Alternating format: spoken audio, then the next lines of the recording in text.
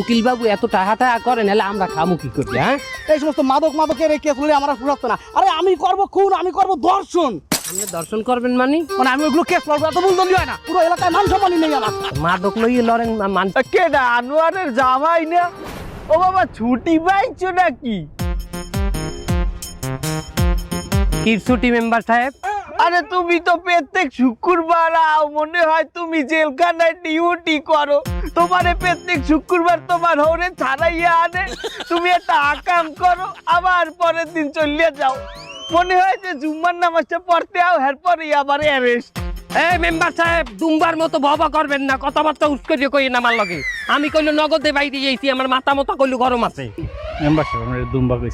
আমি বলছি বেটা, তো রিপিট করা লাগবে না।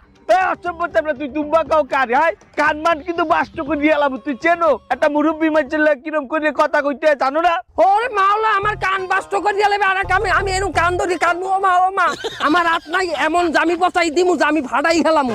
আর ওই বুড়া জামি ফাটলে অজোড়া লাগবে না। এ অসভ্য চামড়া, তুই আমার লাগে উসবুস করে কথা কই। তোর হউ রে আমার দাইতে টাকা দিয়ে প্রত্যেকবার তোরে ছাড়াও, তুই ভুলে গেছো? তোমার জমি লেখকে জানা, তুমি আমার হরে কি চা ভাও দাও মেম্বার। তুমি আমার হরি অর্ধেক খাইছো। হালা হালা আগের দিন মরে ওখানে লাঠি দিয়ে হালাই দিছে। হালার লাগে তো মুই বুঝমু, আমি খালি দাঁড়ান। হ্যাঁ আরে আমি খারান ওর কোনো জোর আছে বেটা? একটা উকিল বেটা, ওনার গায়ে তুই হাত দিয়ে দেখাইতে আর তুই দর্শন মানা দেবো। আরে আল্লাহ, সত্যি সত্যি মেরে দিছে। ওরে আমি দর্শন মামলাই দেবো।